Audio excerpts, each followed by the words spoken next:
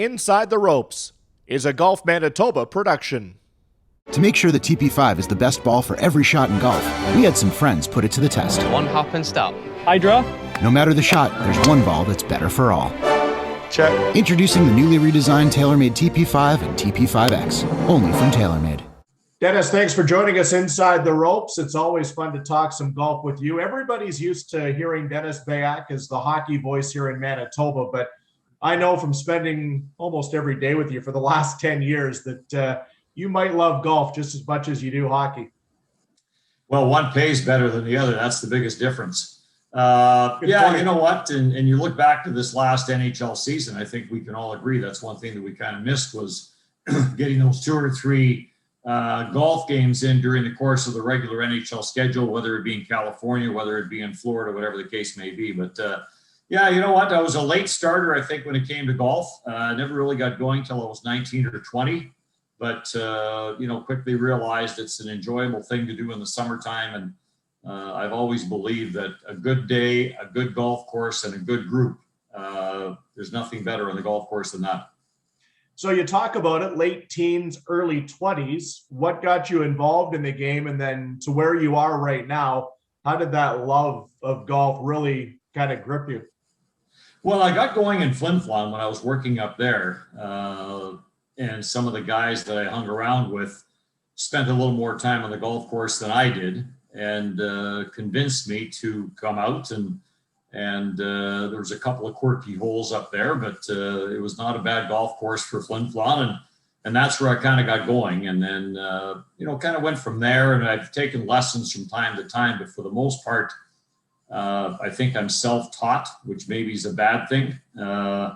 But I try to analyze my game as best I can. And I did a lot of watching of golf. And I think that's what we all do. And we learn from different swings and try different things and just try to get better that way. But it started in Flin Flon. And then when I got to Saskatoon after that, of course, there was far more golf courses. And with working shift work in the media business, as we all did, whether it be early mornings or whether it be afternoons, you did have time during the week to get up and play golf. So took advantage of that and got to know more people that spent time on the golf course and got to really enjoy the game even more than what I did.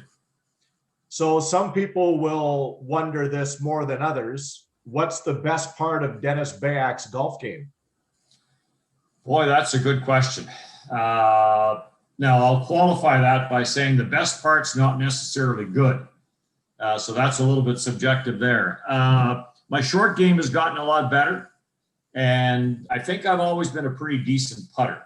And I think that's been the best part. I think it all started back when I started playing golf, that once I got on the green, I had this comfort that I wasn't going to lose my golf ball anymore, at least on that hole. So you kind of got a little more comfortable. But I think I've been a pretty good putter. Short game has gotten better. The rest of the game, probably like a lot of other people, depends what day it is. You and I have had a chance to play a lot of golf together. And obviously with your travels through TSN and the hockey world, you've had a chance to play numerous golf courses around the world. Some favorites that stand out for you, or some golf experiences that really you say, hey, this was pretty cool when I think back on it? Well, you know what? We've played some great ones on the road. Stream Song in Florida is quite a resort. Pelican Hills in California on Newport Beach, maybe as nice a track as been on. And then, I mean, just some of the other trips. I've had the privilege of going to Cabot on Cape Breton Island a couple of times. And that is absolutely special out there. You open up your curtains in the morning and you're looking at the Atlantic Ocean, so that's not too bad. There's 36 holes there. I think they've added a par 3 now since the last time I've been there.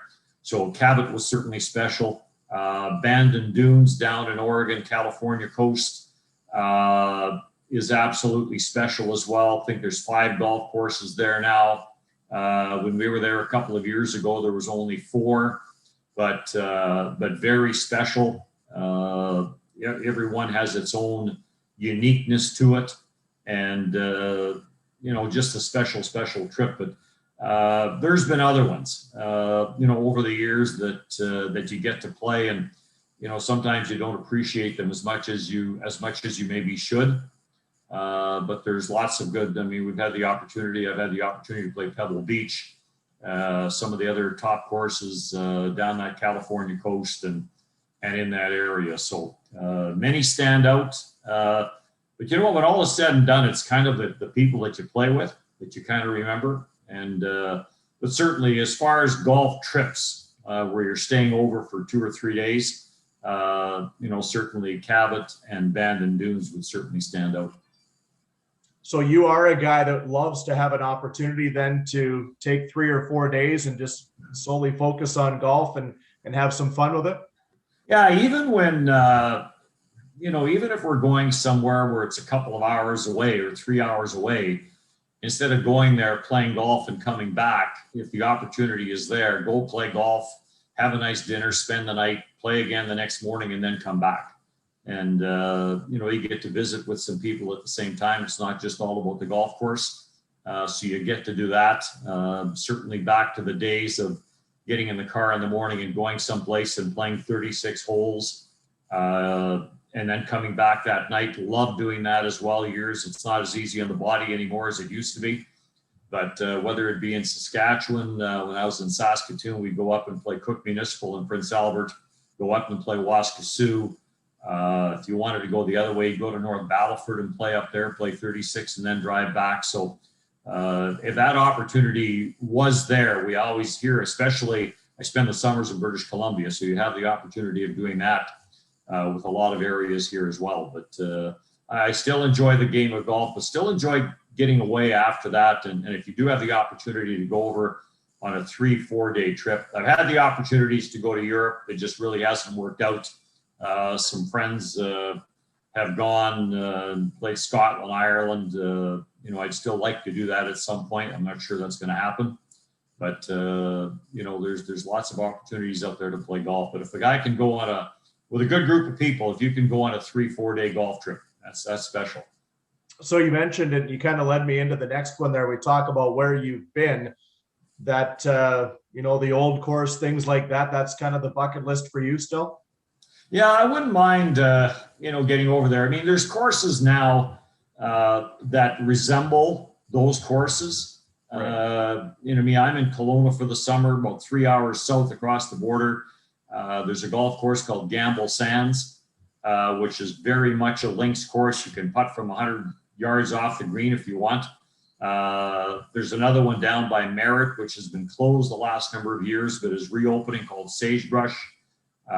It was very, very much the same way, very much a European style course, the big undulating greens and wider fairways and just a fun track to play. But I think there is something still special if you can get over to Scotland, Ireland, and play a couple of those courses. But whether that happens or not, I guess time will tell, especially now with everything else that's going on around the world and travel seems to be somewhat limited.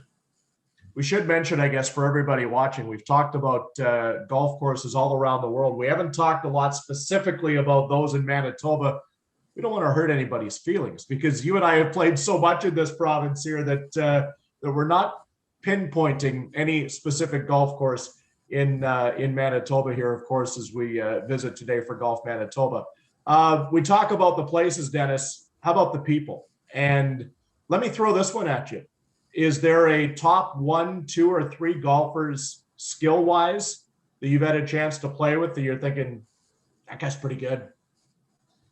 Well, I've played with a lot of guys that are, 2, 3 handicaps. You get into some tournaments every once in a while, and you're playing with guys that are scratch golfers, and you just appreciate the way they play. But maybe more than the professional guys is just the guy like you and me that has perfected his game and can go out on a fairly regular basis and shoot 2, 3, 4 over par.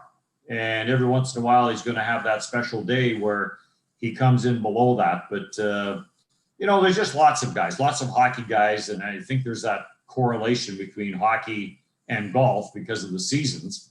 And so many good hockey players and are good golfers. They're just athletes, and that's the way they are. Probably too many to start naming, but I think we've all had the opportunity to play, get into some charity tournaments with some NHL people, with some other people.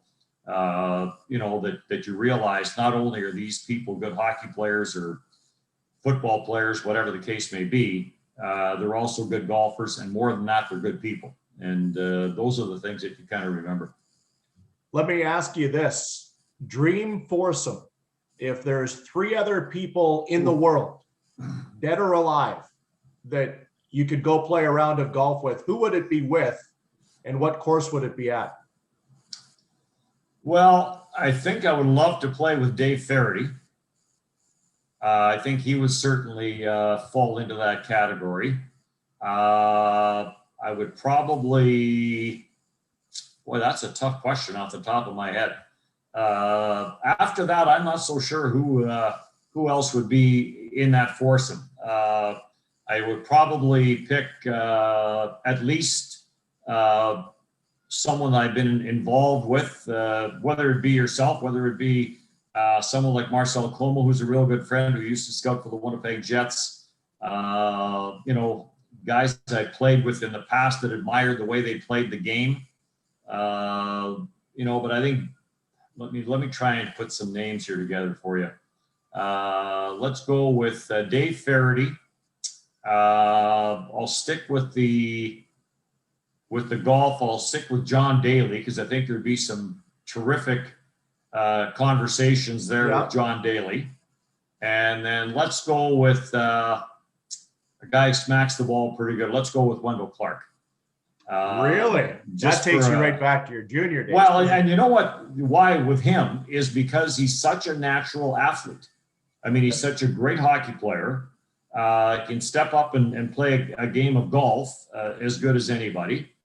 And he can play fastball as good as anybody.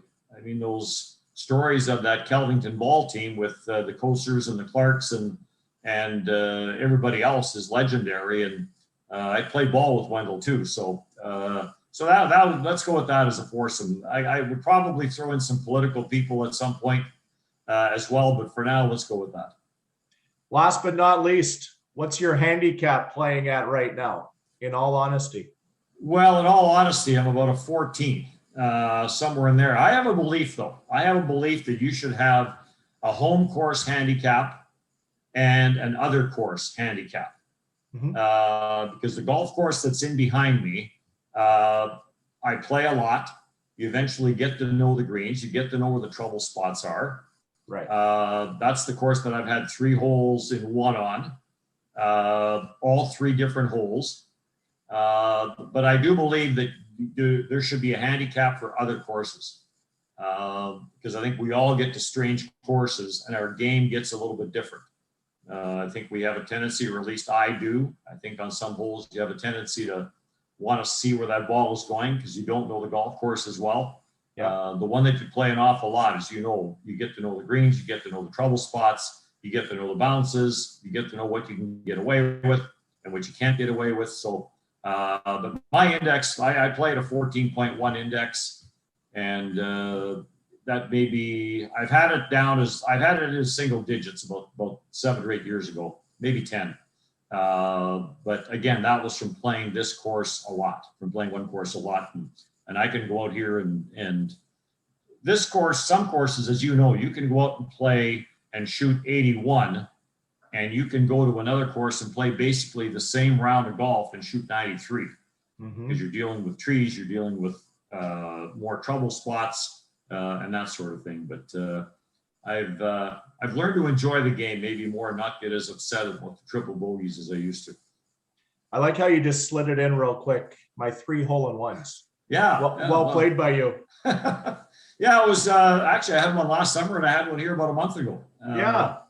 But it is interesting that not only are all 3 on this course, but 3 different holes. There's a couple of other par 3s there that I need to try and master one of these days and see if before I retire from this great game of golf, if I can't get a hole-in-one on all 5 of the par 3s here at Shannon Lake. But I love the game of golf, and had, as you mentioned, we've had the great privilege of playing so many great courses in and around Winnipeg, and a credit to everybody at those golf courses. They do a terrific job, and the game of golf has become very, very popular over the last couple of years, because that's one thing that we've still been able to do in the off season or the summertime is golf. And, credit to everybody. Well, we'll look forward to teeing it up when you make your way back here for the hockey season coming up in September, Dennis. Thanks for the time as always, and get them straight. Munzie, take care. Keep promoting the great game of golf.